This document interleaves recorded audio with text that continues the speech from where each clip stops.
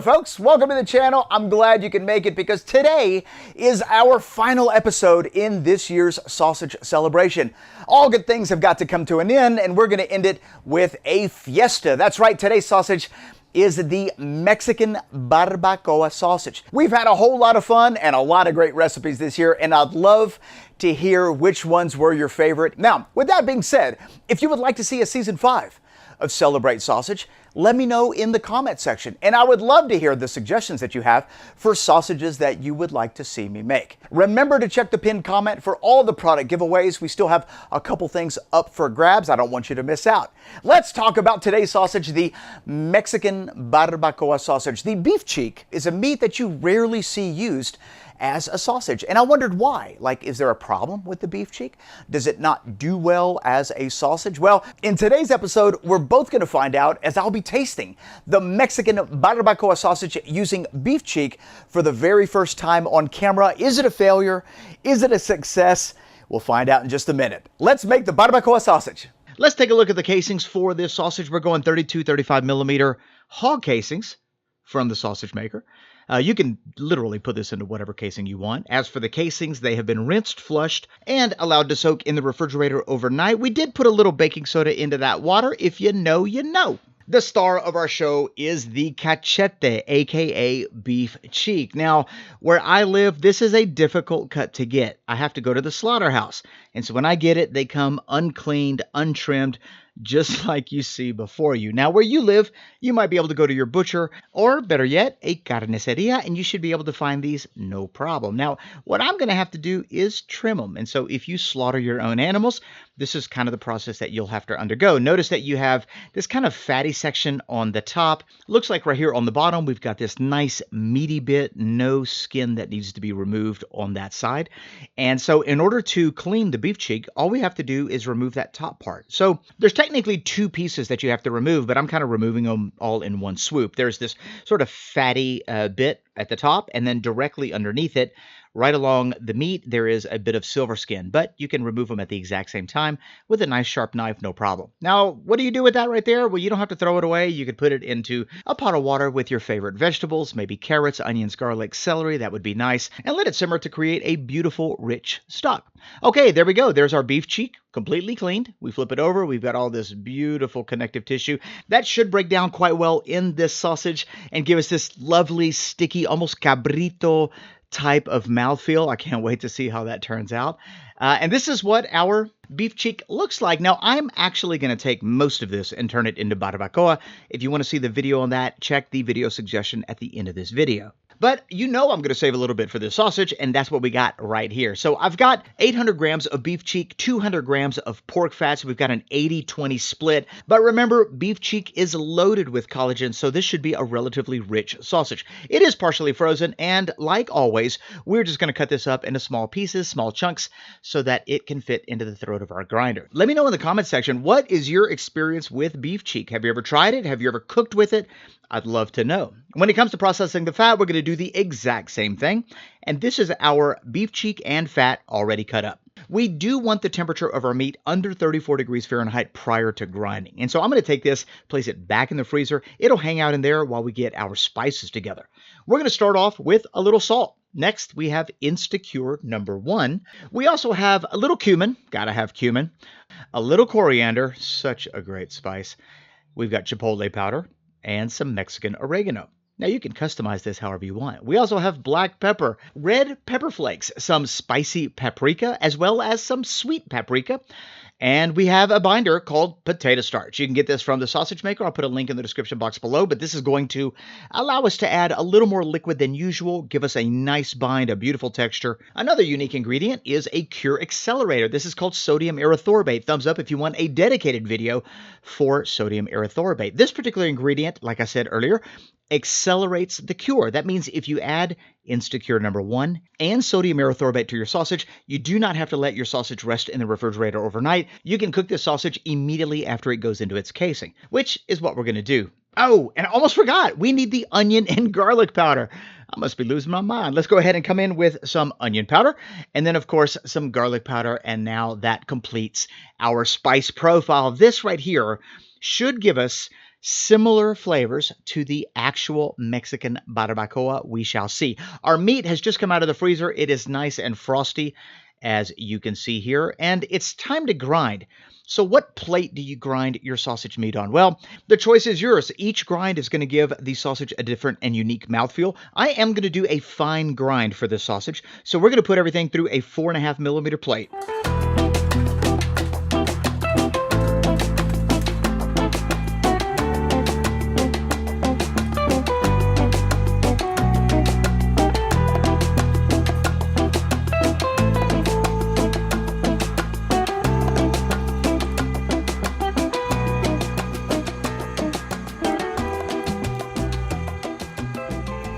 All right, this looks amazing. I'm loving the particle definition, and I'm loving the smell. The beef cheek has its own unique beefy type of smell, and it's really coming through. Let's get everything mixed up. One ingredient I did not talk about is chopped cilantro. Now, technically, what I'm using is something called culantro, which is like a cousin to cilantro, but regardless, this ingredient is going to bring amazing flavor unless you feel like it tastes like soap, in which case I would omit it. Let's get that meat into our KitchenAid stand mixer. We're doing 1 kilo or 2.2 pounds, and we're going to mix on the lowest speed. The setting is on 1.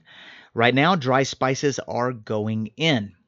Very aromatic spice profile at this point. You've got the cumin and the coriander. Smells amazing.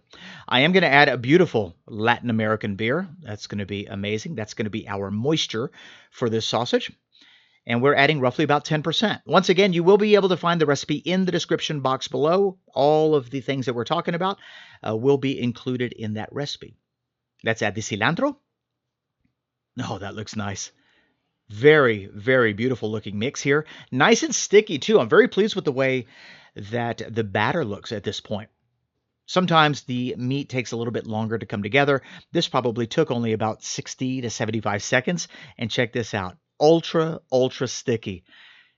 That is exactly what we're looking for at this stage in the game. Let's get it into our sausage casing. We've got a 5-pound sausage stuffer from the sausage maker, and we are using the 3/4 inch horn, which is perfect for that 32-35 millimeter casing.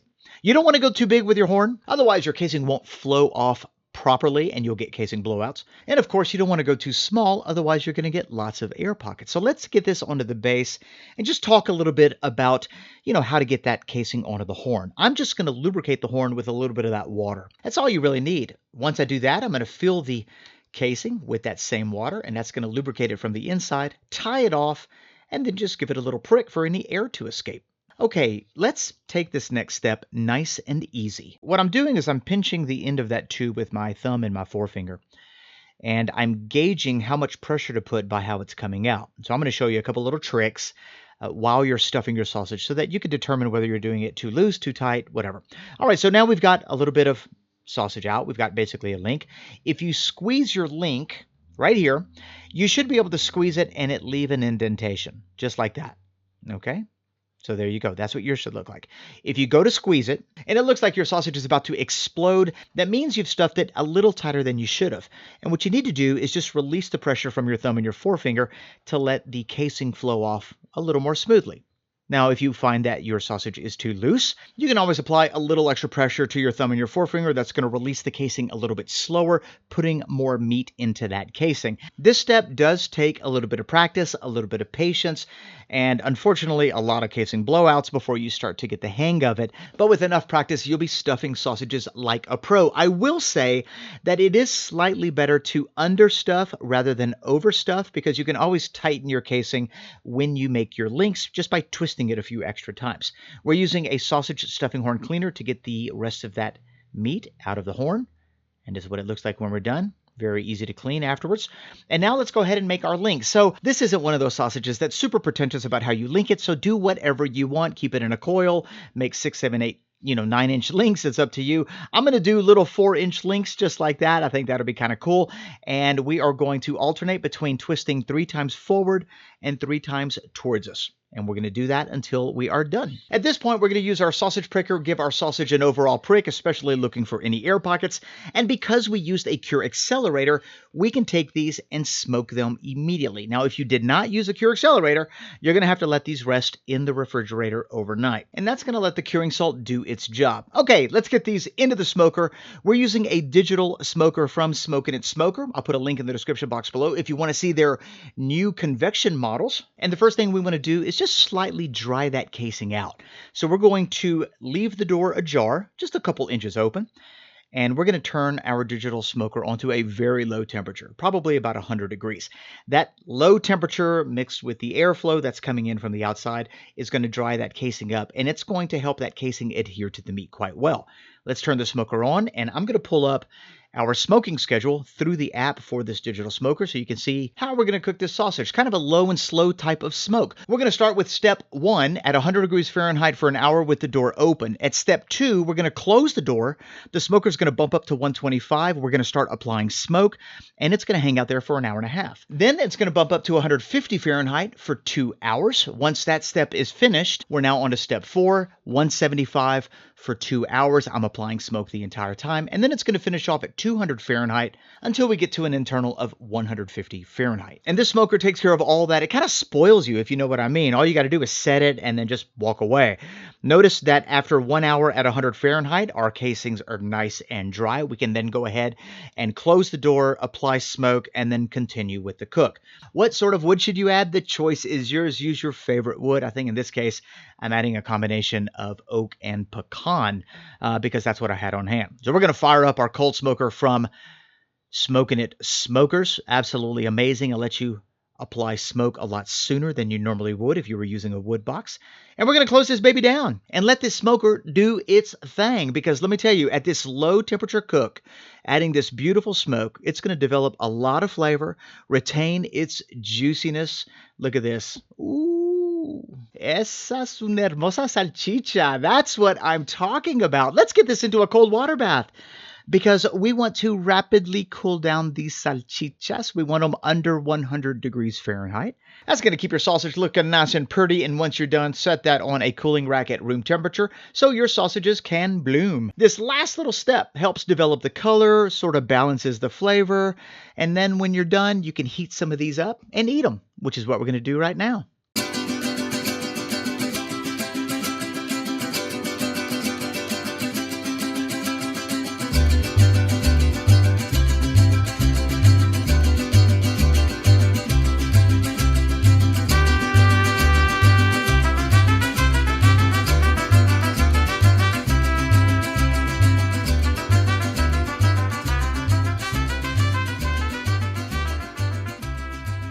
The Mexican barbacoa sausage, check it out.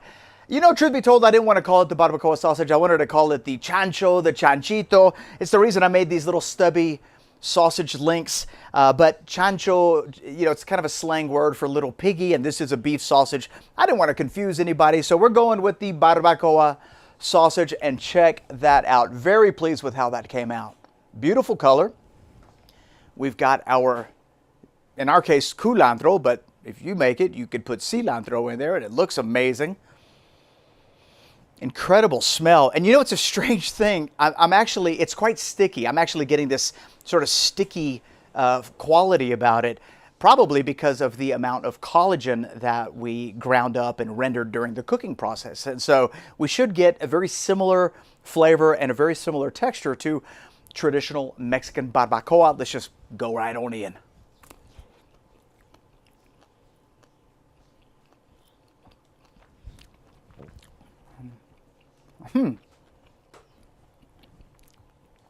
Wow, that's delicious. It is sticky. It does have that kind of a very rich, sticky mouthfeel that you get with barbacoa. Same flavor, and I'm loving the sausage bind. I mean, that came together beautifully. There is a low-level heat coming from this sausage, so if you're not into spicy food, you can omit the spicy elements. But I gotta tell you, it's nothing overwhelming, and it's absolutely delicious. I didn't think it was going to turn out this good, actually. This is really tasty. I am loving this sausage. It's kind of like Barbacoa, but reimagined. And I think the beer adds a really nice element to the sausage. And that pork fat is just bringing a lot of flavor, a lot of juiciness. And if you don't want to put pork in the sausage, make it an all beef sausage, just substitute the pork fat for beef fat, whatever you like. This sausage is really bringing all those Mexican flavors. I mean, outside of the spicy paprika and maybe even the red chili flakes, bringing a little sweat to the brow, which you could tone that down if you want to. All the other spices are working harmoniously with the beef cheek, and the beef cheek flavor is shining through. Overall, I think this is an absolute winner, and I really do hope you get a chance to try this absolutely unique, one-of-a-kind sausage. Let me know in the comment section if you have any questions or if you get a chance to make it yourself. If you like this video, give it a great big thumbs up. And if you are new here and this is the first video that you've seen from us, you've caught us at the tail end of a month-long sausage celebration. At the very end of this video, I'm going to put a playlist right here just for you so that you can start from the beginning and get caught up. We have got a whole bunch of episodes. I think a total of 32 episodes in this year's show, and I don't want you to miss a single one of them. Now, guys, thank you so much for being a part of it. Thank you for inspiring the recipes. For those of you that contributed, for those of you that made comments, for those of you that left a great big thumbs up, I want to say thank you. A great big thanks goes out to all the guests that participated in this year's show. I'm going to put a link to each one of their YouTube channels in the description box below.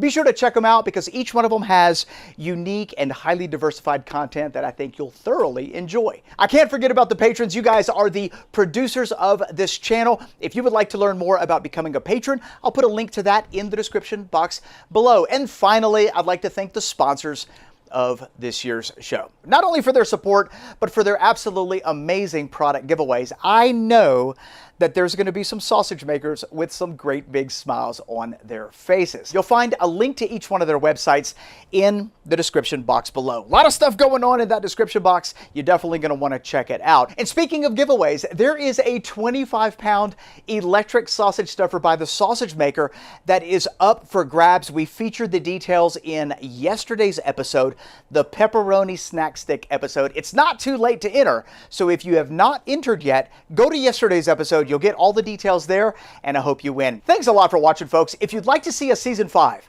of Celebrate Sausage, leave this video a great big thumbs up and leave me a comment and let me know what sausage you would like to see me make next year. We will now return to our regularly scheduled programming. See you next week. Bye-bye.